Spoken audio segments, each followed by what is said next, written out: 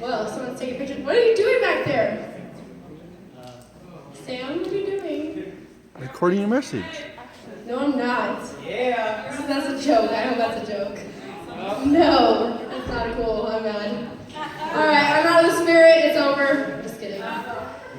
Okay, so I'm really excited about tonight, even though I'm being recorded. It makes me very nervous.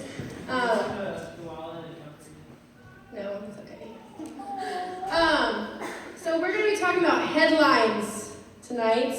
How many of you guys remembered your homework? Did anybody bring headlines? Oh, wow. You guys filled my class. Good stuff. Nobody brought any headlines? Nobody? Really? Rajette has one, but she's probably like hiding in the hallway somewhere. All right, well then I'll give you a few headlines. Well, who can give me the definition of what a headline is? Let's do that. A title. A light on your head.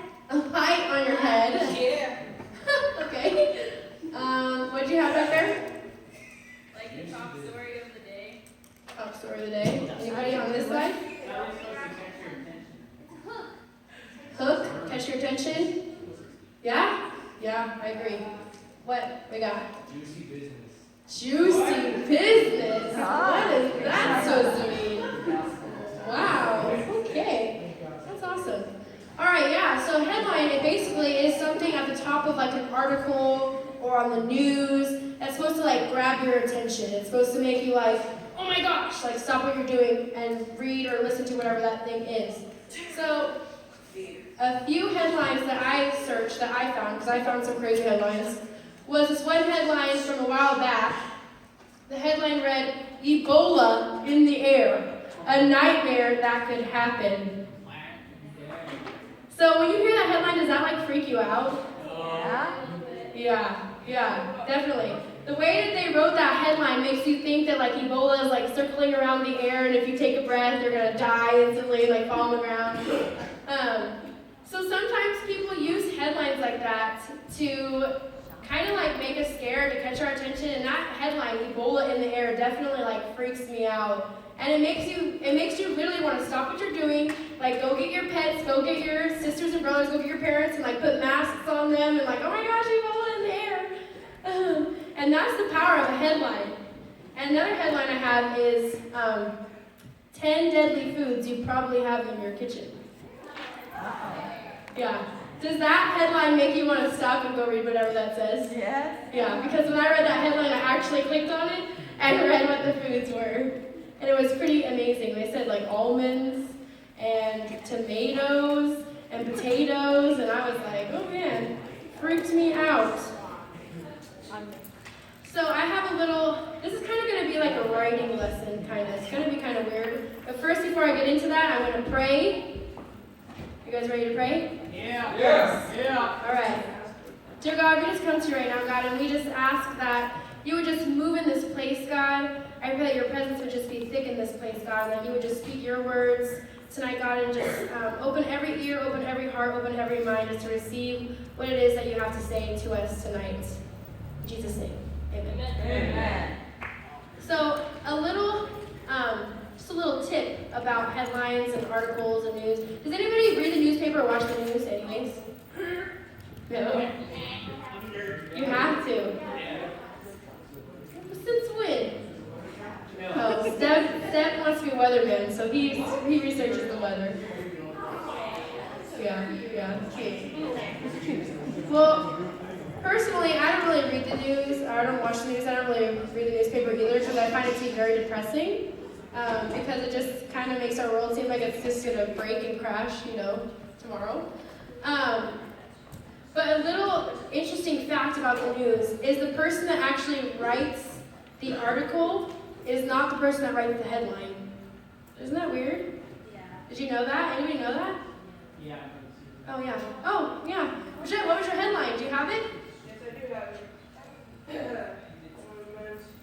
I will pull it up right here. It says, bum sniff panto curd stalk my cows. So, Can you say that again loudly? bum sniff panto curds stalk my cows.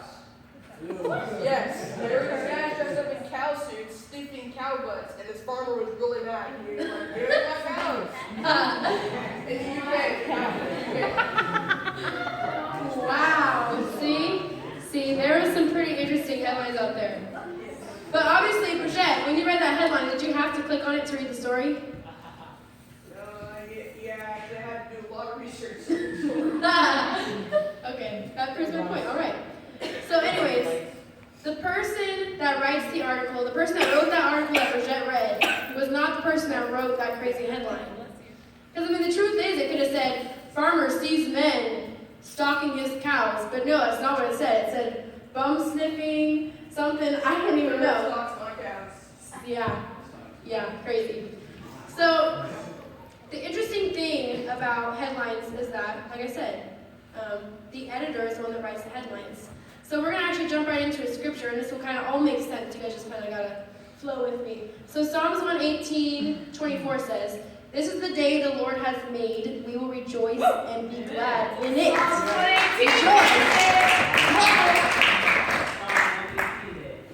Yeah. So when we read that scripture, when we hear that scripture, a lot of times it's used in like praise and worship, and we're like, rejoice!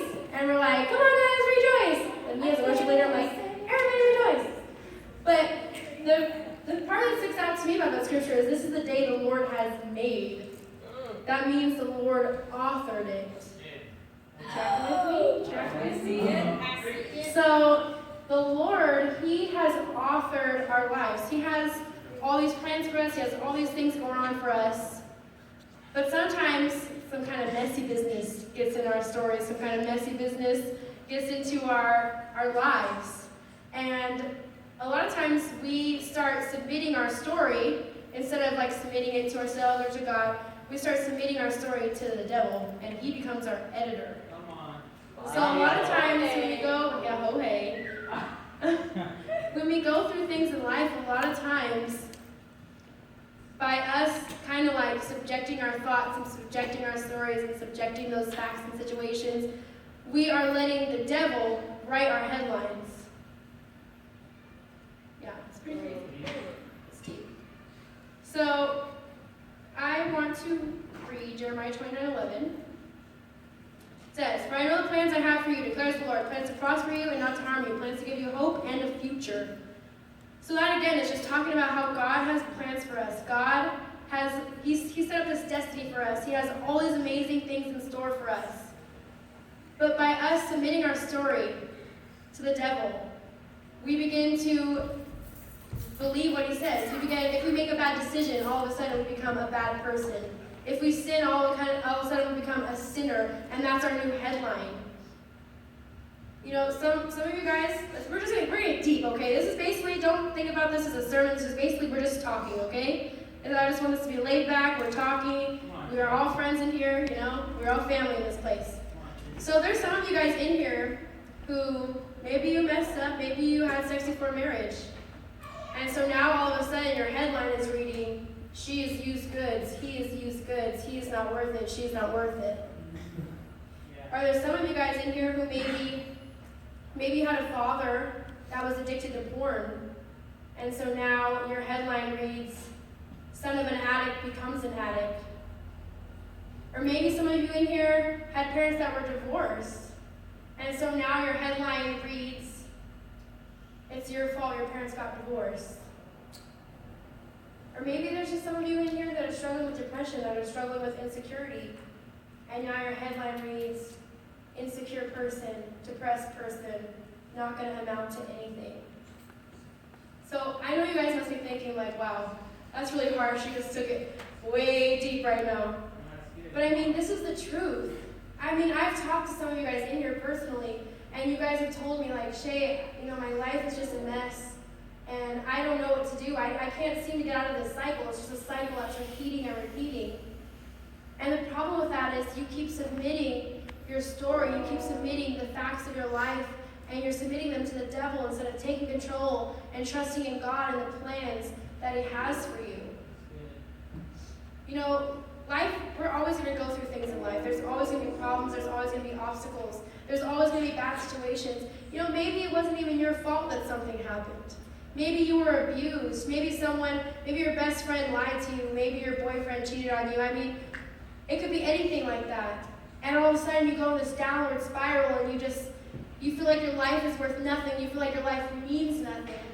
And that's because the devil, he's sitting at the editor's desk of your life, and he literally is trying to think, what can I do to mess this person up? What can I do that will stop this person from their destiny? What can I do that will ruin this person's life?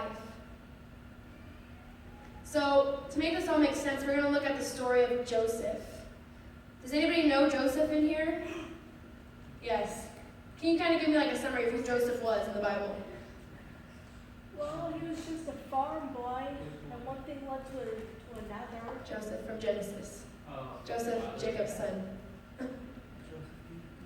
Yes? Jay? He's a dreamer. Dreamer. Yeah. Last son of Jacob. Last son of Jacob. All his brothers turned against him. Because he was Jacob's favorite. Yep, sold him into slavery. What else happened? Once he got into slavery, what happened to him? That's true. But before he became, yes. He was accused of sexual relations with the Pharaoh's wife. Come on, It was Potiphar's wife. Yes, he was. So basically, just to give you a little backstory on Joseph.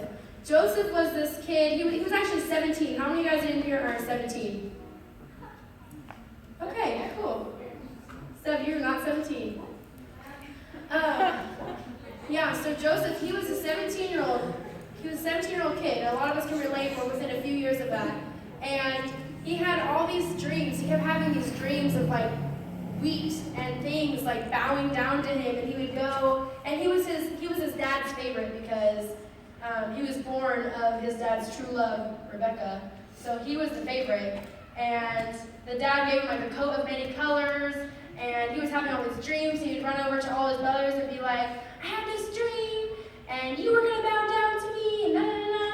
And the brothers, obviously, I would be so mad if Sienna came up to me and said, "I had this dream that you were gonna bow down to me, Shay." I'd be like, "Swerve." I'm kidding. No, I would be mad. And so these brothers, they got so jealous that they ended up selling. Well, first they threw him into a pit. And then they ended up selling him into slavery in Egypt. And so he went to Egypt, and he ended up working in Potiphar's house. And he did great. Potiphar's house was blessed, and Joseph was doing a great job. But he was a handsome 17-year-old. He's probably older at this time, but he was handsome. And so that Potiphar's wife, she started looking at him, and she started trying. She would constantly tell him, like, come to bed with me, all this kind of crazy stuff. And every time Joseph would tell her, no, I'm not going to do that. So one time that this happened, she actually grabbed his coat, and he ran off. And she ended up using that coat and saying, Joseph tried to rape me or whatever, and he got thrown into prison. And while he was in prison, there was these two other guys that were from Pharaoh's kingdom, I guess that's a kingdom.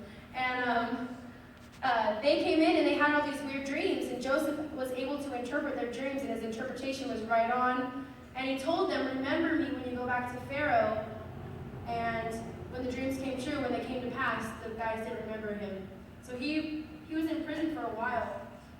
And then finally, Pharaoh had a dream that there was going to be a famine, and Joseph ended up getting out of jail. He interpreted the dream, and he became Pharaoh's right-hand man. Like, he literally was in charge of everything.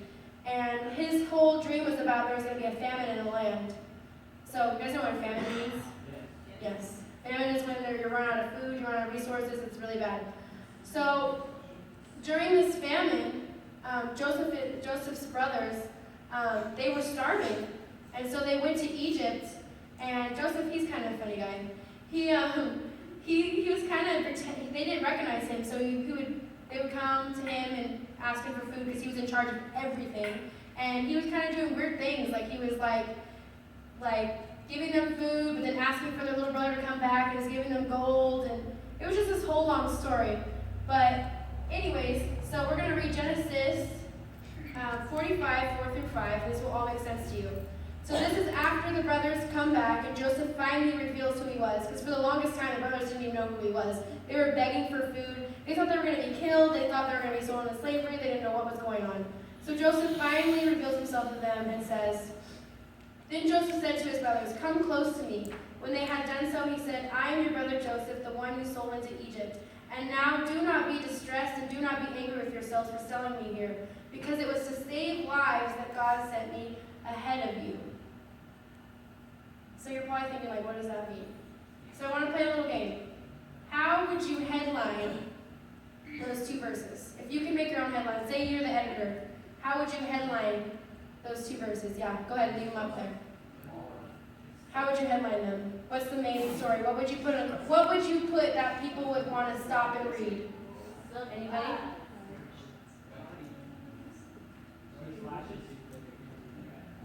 You guys can't read it. Nobody? I am your brother. Angry brother? I am your brother. Oh, I am your brother. I am your father. Okay. Well, you guys are thinking about this way too hard. I don't want you guys to get hurt over here. Okay. So, if I were headlining this, at first glance, I would headline this like, brothers sell other brother into slavery. That's how I would headline it. Yeah, brothers sell brother into slavery. Because when you read it, it says, don't be angry with yourselves for selling me here. Meaning, they sold him into slavery. His own flesh and blood sold him into slavery. But then he says, it was to save lives that God sent me here ahead of you. So you see, Joseph, I just told you the whole big long story. Joseph went through so much stuff. He had so many things, and it wasn't even his fault. A rape charge, prison, being sold by his own brothers. All this stuff happened to him. And yet he still chose not to dwell on that. He chose to say, it was God that sent me here. Basically, he's saying, God set me up for this. God had a plan for this. Because even though Joseph went through all that stuff, God still elevated him to that place where he was supposed to be. That all the things, all the problems that went wrong in his life, God made it all work together for his purpose, for his glory. And you know, there's some of you in here that you guys have been through so much stuff. I know life's not easy. I've been through a lot of stuff. But God takes all the situations, he takes all that pain, he takes all the stuff that we go through, and he works it together for his good. Joseph basically said, you didn't sell me, God sent me. You sold me out, but God set me up. What would happen if we started living our lives like we were sent by God? Yeah. What would happen if instead of making excuses for everything, if instead of being so insecure and constantly just throwing, the attention off ourselves, what if we went to our schools, to our jobs, to our families like we were sent? Like this life wasn't just an accident, like our family members weren't an accident, like the friends that we have at school weren't an accident. If they were all in our life for a purpose, what if we did that? Could you imagine? The world would change. Genesis 50:20 says, You intended to harm me, but God intended it for good to accomplish what is now being done, the saving of many lives. And who actually spoke that was Joseph again. And he was referring to this whole situation. You intended to harm me, but God intended it for good to accomplish what is now being done, the saving of many lives. You see, Joseph realized that even though he went through stuff, even though his life wasn't easy, even though things didn't go his way, that it was for the saving of many lives, that God used it to save lives. I don't know about you guys in here, but my goal in life, what I want to do more than anything else, more than having a house, more than anything, is saving lives, is leading people to Jesus, is helping people. That's what I want to do. And I hope that's what you want to do. I hope that you guys get to the place where you realize that some of your tests can become testimonies. And some of the things that you go through can become something that will save someone else. You see, God, he only has good intentions for us. A lot of times we feel like God has all these rules for us and he doesn't have good intentions for us. A lot of times the world tells us that. Or even our parents, even our family members might tell us that.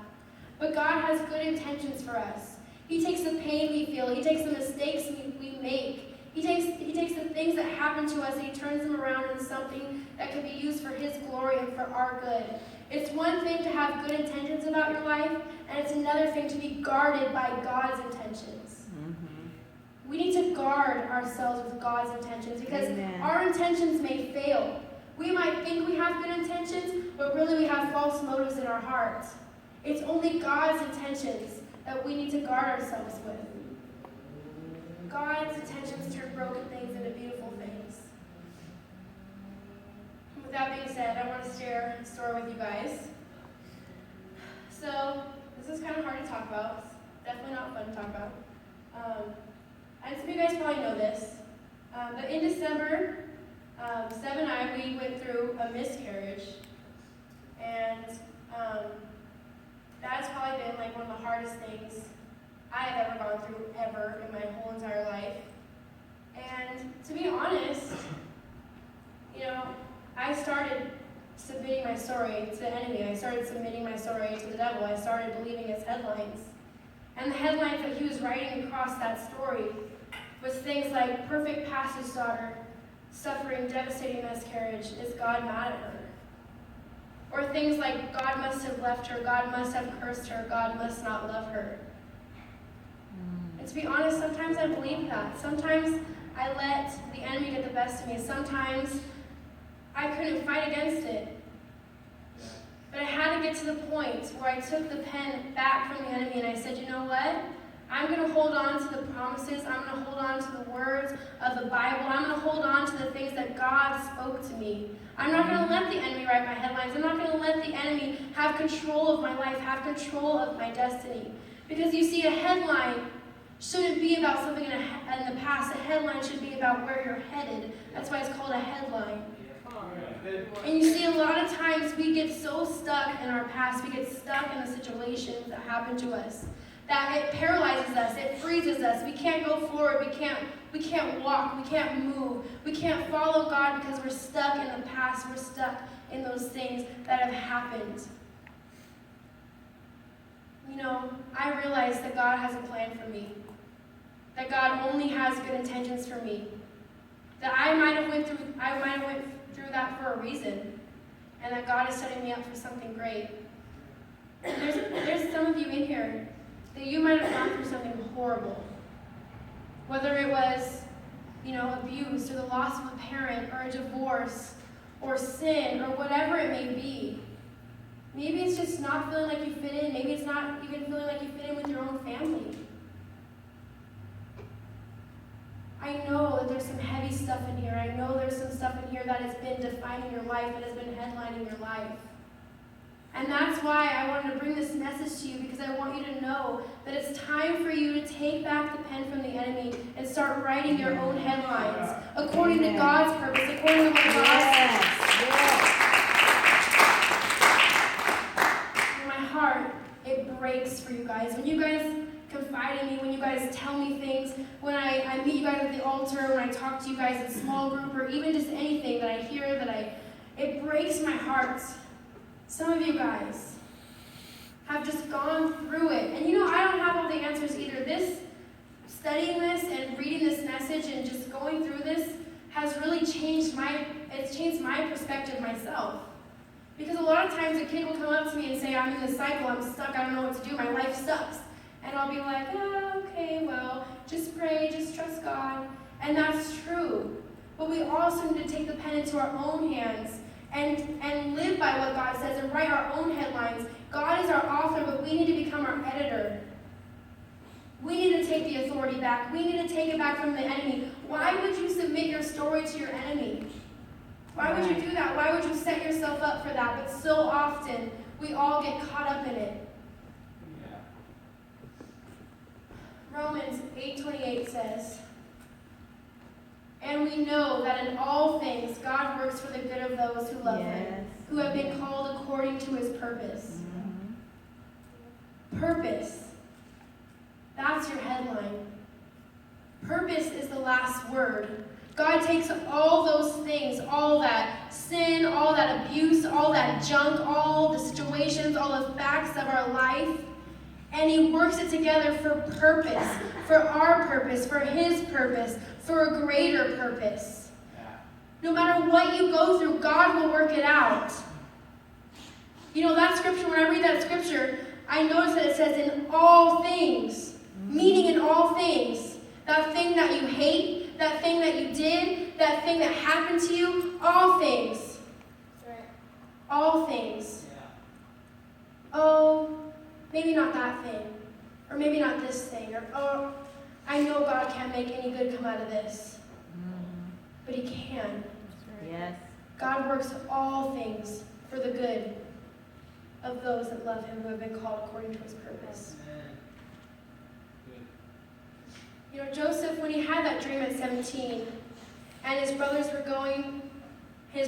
so jealous of him that they sold him, he still held on to that dream. And guess what? That dream came to pass. When his brothers came back to him begging for food, when they realized who he was, they did bow down to him. You know, some of you guys need a dream to drive your decisions. Some of you guys need a dream to drive your destiny. I know there's a quote that says, if you don't stand for something, you'll fall for anything. And that's true. You guys need to find a dream. Find something that will drive you, that will be your fuel, that you can hold on to when things get tough. You know, I heard it said there was an author of novels, and someone asked him, how do you write your story? How do you start your book? How do you do it? And he says, I don't ever start writing until I know what the last sentence is going to be.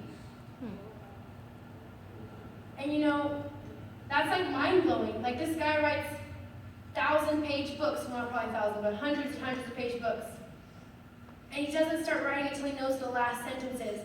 Because he knows that once he knows what the conclusion is, once he knows what that final sentence is, it doesn't matter what the characters go through. He will make it all work so it makes sense with that last sentence. Yeah, that's good. And that's what we need to do. We need to read the back of the book. We need to read the back of the Bible and realize that we win, that we have authority, and that we have purpose.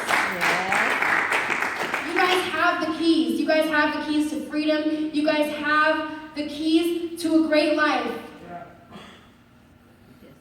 But you need to choose your headlines according to that dream, according to that destiny. As the worship team comes. So I have these chalkboards up here. Because I feel like some of you guys in here, you need a new headline. Yeah. Some of you guys in here need to write this headline.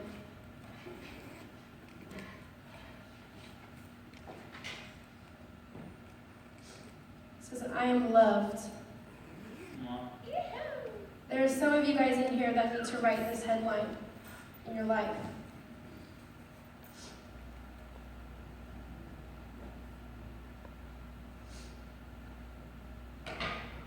And there's others of you that need to begin to write this headline over your life.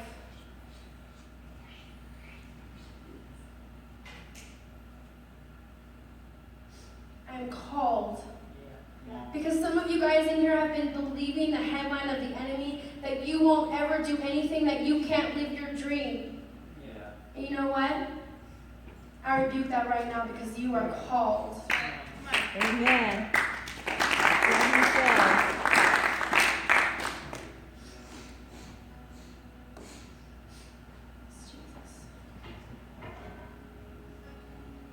There's some of you in here that have been lied to, that have been told you will never amount to anything, that you'll follow your parents, that you'll fall in the same trap as they did, that you won't ever do anything great for God, that you can't even be a Christian. But you know what? This is your headline tonight. Yeah.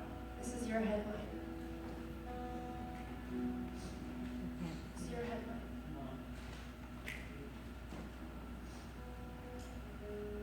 It's time that we start writing our headlines, that we start trusting in our destiny, that we start trusting in God, that That we stop letting sin take hold of us, that we stop letting our situations take a hold of us. And we start saying, I am free. I have freedom. I no longer have to sin. I no longer have to be stuck. I am free. The enemy has no place in my life. He can't come against me. I am free. I am free. I am free. Some of you guys need to get free from your depression. Get free from the places that you're stuck. Get free from your sorrow. Get free tonight. Get free from your sin. Get free, guys.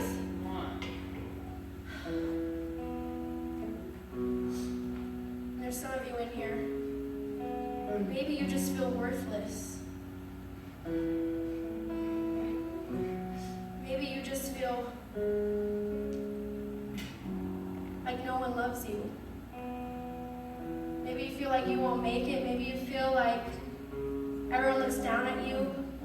Maybe you feel like you're ugly. Maybe you just listen too much to people's opinions. And it gets you so far down. Maybe you compare yourself. But I want to tell you tonight, you are more. You are more than what people say. You are more than what people have defined you with. You are more. And you are destined for greatness. You have a destiny. I believe it. Because you see, I had to write my own headline in my life. My life hasn't always been easy. I've gone through things. But when that happened to me in December, it was the first thing that happened to me that wasn't my own choice. It wasn't anything I did wrong. You know, that even came against me too. I felt, oh, maybe it was my fault. Maybe I did something wrong. Because that's just how much the devil lies, that he just tries to take anything he can. He tries to take the facts of your life. He tries to take the situations that you go through and headline them with something that will stop you from living to what God has called you to be. So tonight I have two things for you guys to do. The first thing I need you guys to do is to take the pen back from the enemy and write your own headlines. Just like I had to do, just like your leaders have had to do many times. Take the pen back. Write your headlines. Believe in yourself. Believe in God's truth. Believe in your purpose. Because you see, the enemy, he just wants to stop you because he knows how great that you'll be. He wants to ruin you. The enemy comes to steal, kill, and destroy. Take the pen back from the